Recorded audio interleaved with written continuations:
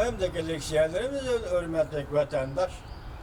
Bugünkü sağış 2019 yıl 4. ayının 18. gün hafta Perşembe. Endiki mavzumunda hürmetlik vatandaş. Amerika Cumhur 5. ayının ahırda Saudi gelişim imzalaydı. Mavzulu haber 4. ayının 18. günü Amerika avazdan kısaltılır programımız ilan kılındı. Haber bundan başlar. Washington Volkutsi gazete haberdar kişilerinin sözlerinden nakil keltirip bunda ko'rsatdi.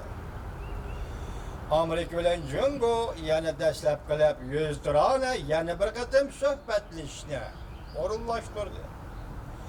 5. ayning oxiri yoki 6. ayning boshlarida kelishim imzolashni nishon qildi. Xabardor kishilar bunda ko'rsatdi.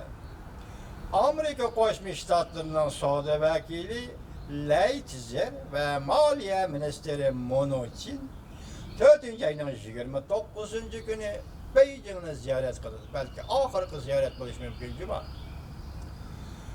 Cumhur'un alaydı elçisi Liu He 5. ayının 6. günü 1. hafta Washington'u ziyaret kıldı.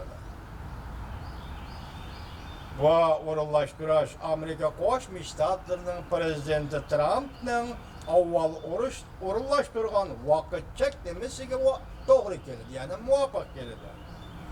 Prezident Trump 4. ayning 5. kuni Oqsaroyda Liu He bilan ko'rishganda mundaq ko'rsatgan. Biz kelgusi 4 hafta ichida natija ko'rishimiz kerak. Undan keyin 2 hafta tayyorlik qilishimiz kerak. Eşip kalgan nayt kısa vakit içinde hemen bilip kalırız. NBC haberdar kişilerin sözlerinden nakil keltirip munda ko'rsatdi. Aksaray yuqori darajliklar suhbat o'tkazish bu Jungo'ning tanlashida. Vaqt balki prezident Trump 5. ayning oxirida Yaponiyani ziyorat qilishni oldi keyniga o'rinlashtirishi mumkin. Demek bir yerde haber toptuk. Prezident Trump 5. ayının ahırda Yaponiyani ziyaret kılacak. Amerika Qo'shma Shtatlarining Maliye Ministeri Mnuchin o'tgan hafta mundaq ko'rsatgan. Amerika Jungo savdo suhbati davomli ilgirlash hosil qildi. Ikki taraf bir funksiya orqali kelgusi imzolanadigan har qanday kelishimni diqqatga vatandosh har qanday kelishimni ijro qilishni nazorat qilishni belgilaydi. Va yana ta'sis qilingan nazorat qilish ishxonasini o'z ichiga oladi. Demak, Shanghayda, Beijingda, hamma yerda Xudo xolisa Allah bilgichi Allah belki Urumchida qurish kerak. Qurish mumkin juma vatandosh. Demek bir yerde Xitoy hukumati ma'qul dedi. Kelishimga kelasiz, madla bu ish ijro qilasiz.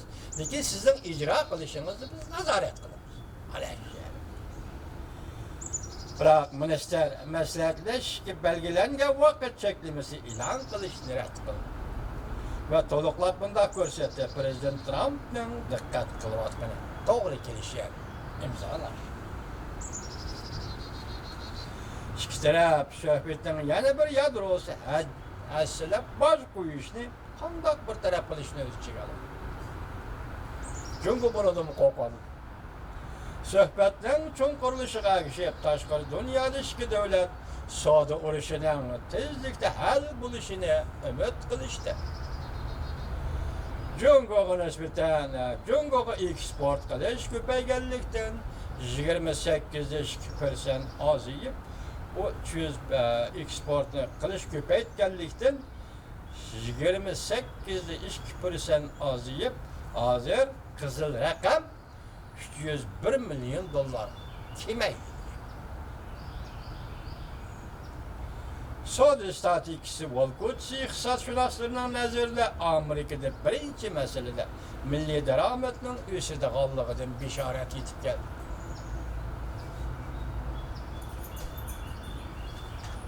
Ular mundaq faraz qildi.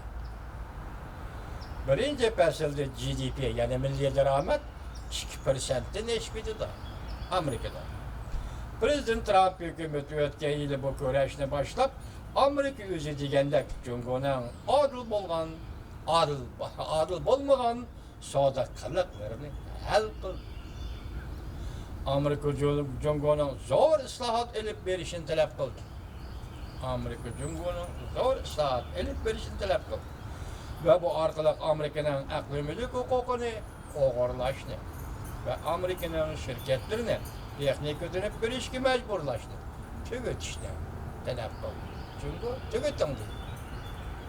Washington yani sanaat maliyetin pul koşup verişini azaltıp, bazarını etişini kengaytıp, Amerika'dan tuvar mallarını köplep setip elişini talep kıldı. Bu yol belki kızıl rakamını azaltıdığan yol olması gerek vatandaş.